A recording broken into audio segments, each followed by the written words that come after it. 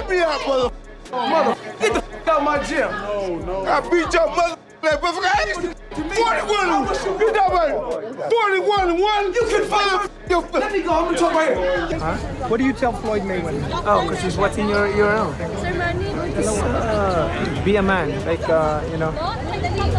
I sit here with sadness today to report to you that I'm incredibly disappointed in one of my all-time favorite fighters, my brother, Floyd Money Mayweather. Floyd Mayweather Sr. shattered his silence outside his Las Vegas gym with words that cut deeper than any punch he ever taught his son to throw. "I'm too ashamed of him. This isn't the son I raised. This is someone I don't even recognize anymore," the 72-year-old trainer told reporters before his voice cracked and he had to step away. Gym insiders reveal Floyd Sr. had been avoiding the facility for 3 weeks, specifically to dodge questions about his son's Netflix situation. But cornered outside after a private training session, the pain finally spilled out. One witness described Floyd Sr. as broken during the brief exchange, noting the legendary trainer kept repeating "worse than any loss" under his breath before cutting the conversation short. What nobody's reporting is the private gym confrontation that happened 2 weeks before Floyd Sr.'s public breakdown. Multiple fighters training at the facility that day confirmed Floyd Sr. arrived unannounced and demanded a closed-door meeting with anyone who had Floyd Jr.'s contact information. Behind those closed doors, sources say Floyd Sr. made phone calls to his son that went straight to voicemail, with witnesses hearing him leave messages saying, "You're destroying everything we built. Call me back before you destroy yourself." The father-son relationship, already strained by decades of public feuds, appears completely severed now, with sources close to both camps confirming neither man has spoken directly since the Netflix controversy erupted. And if you want to learn how to do it right, you better come see the right people. Okay. And look at the right people. I'm not even saying that it's whoever. It's me. Okay. What's driving Floyd Jr.'s desperate cash grab goes far deeper than the jewelry lawsuits and unpaid rent everyone knows about. Legal documents obtained by boxing insiders reveal Mayweather owes the IRS approximately $38 million in back taxes from 2015 to 2018, with compounding penalties adding roughly $200,000 monthly to that total. Big takeaway is the IRS, if you pay attention, they're saying he owes taxes from the years 2018 to 2023, right?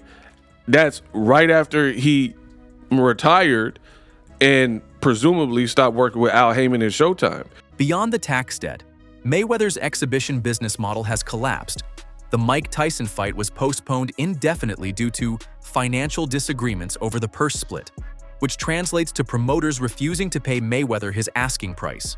The Greek exhibition against Zambidis, scheduled for June, is now generating zero sponsor interest after the Netflix breach became public, with European broadcasters pulling out of preliminary discussions entirely.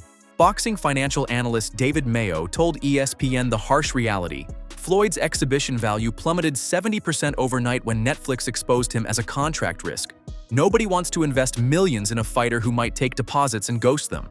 But who actually wants to watch this guy fight? Like, people that love him. If he comes out and if he loses and looks terrible and gets destroyed, well, look, if you love him or hate him, you can say, well, he's nearly 50 years old. This doesn't prove anything. Like, he's not in his prime anymore. The loan Floyd took against his Pacquiao purse wasn't from a bank or traditional lender. It came from a private equity group specializing in high-risk sports financing. Unfortunately, Floyd was not the right partner and the right fit to do things with. And he just came back into my world. And now he's doing something that's completely, he's messing with big corporations and things, and he doesn't even realize the level of doors he can open with this opportunity. Industry sources familiar with these agreements explain the terms are brutal. 15 to 20% monthly interest with full collateral seizure clauses if the underlying fight falls through for any reason. First one, October 24th. The second one, November the 6th. The third one, December 14th. He received money for all three agreements when he signed them. Not only that, but he has taken out an advance on his purse to fight Pacquiao. If Mayweather walks from Pacquiao, he doesn't just lose the fight purse.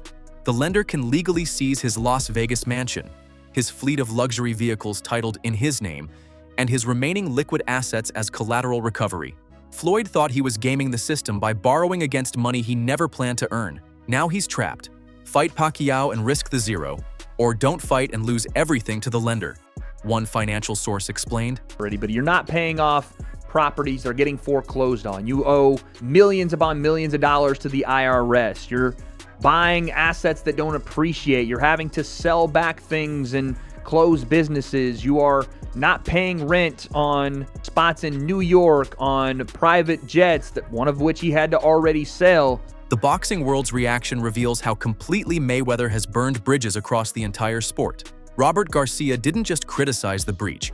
He revealed he turned down a $150,000 offer to train Mayweather for the Pacquiao rematch, specifically because I don't trust him to honor financial commitments anymore. It's Mayweather playing games and letting fooling the fans, the people interested in this fight, and everybody, just playing games to make it even a bigger fight, to make it a little more interesting, to make Pacquiao mad and frustrated, and because it's a fight that Adrian Broner's comments carry extra weight because he just pulled out of a planned exhibition with Mayweather scheduled for later this year, telling his team, "I'm not ending up like Netflix and Pacquiao."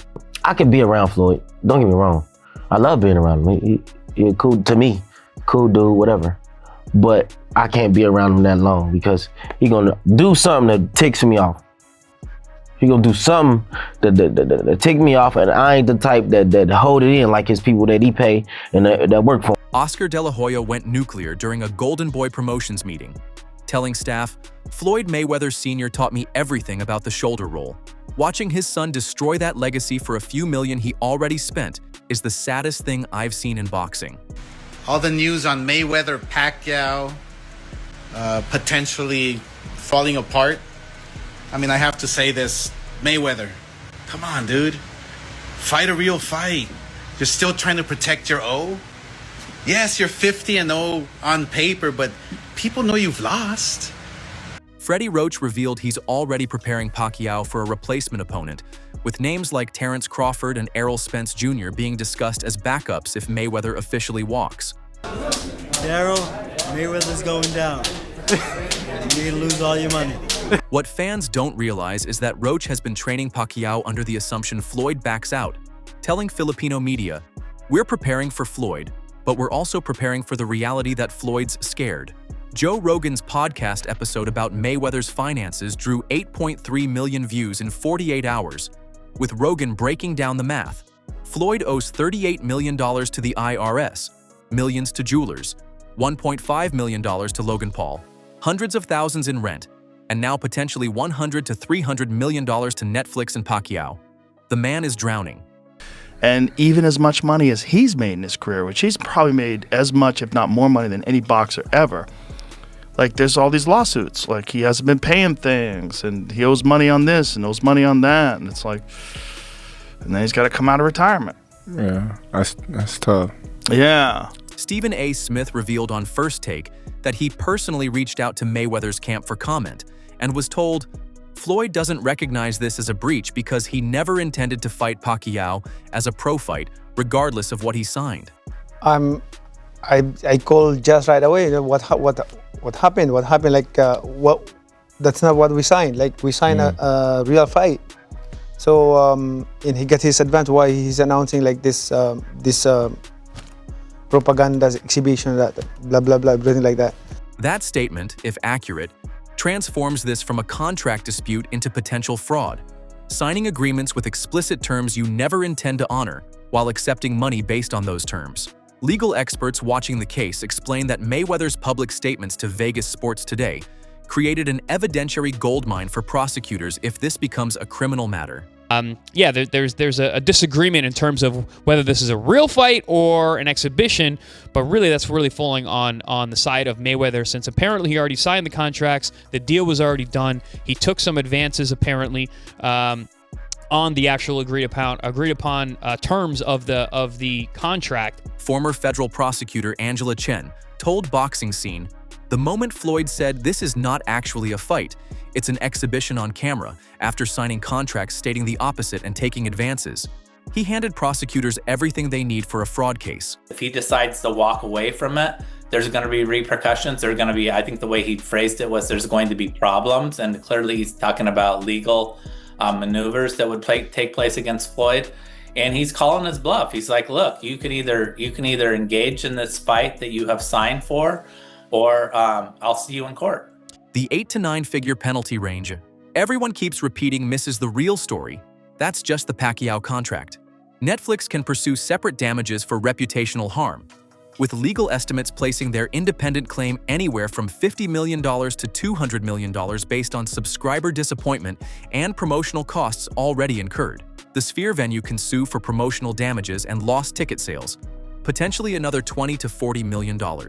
3 separate sets of damages means Mayweather could face combined penalties exceeding $400 million if all parties pursue maximum legal remedies. Floyd has got to be the dumbest person in a position that he is in. One of the dumbest rich people alive. He has to be. Because how do you think you're going to strong-arm Netflix into doing what you want to do with this whole, no, it's going to be an exhibition, no, we don't know where the fight's going to be, after it's already announced where the fight's going to be, the date it's going to be on? Mike Zambitis' team in Greece has already threatened legal action over the conflicting fight dates, with their contract apparently including a $5 million penalty clause if Mayweather cancels. The private equity lender holding the purse loan has sent formal notice that any breach triggering the Pacquiao fight cancellation will result in immediate asset seizure, meaning Mayweather could lose his mansion before summer. Netflix's silence isn't strategic patience. It's lawyers preparing a case so airtight that Mayweather will have no defense when it drops. Netflix, a multi-billion-dollar company, officially announced that this would be a real fight at the Sphere. So, earlier this morning, I spoke to Chaz Mather, who is the CEO of Manny Pacquiao Promotions, and he said it is absolutely a real fight. There's a signed contract. Mayweather signed it. It's in there. That it's a real fight that'll count on their record. Sources inside Netflix's legal department reveal the company is preparing a lawsuit that goes beyond financial damages to seek injunctive relief, preventing Mayweather from any future fights until he fulfills the Pacquiao obligation. If that injunction succeeds, Floyd can't fight anyone. Not Pacquiao, not Zambitis, not exhibitions, nothing, until he either honors the Netflix contract or settles for massive damages. Floyd Mayweather Sr.'s "too ashamed" comment resonates because he knows his son is facing potential bankruptcy at 49 years old, despite earning over $1 billion during his career.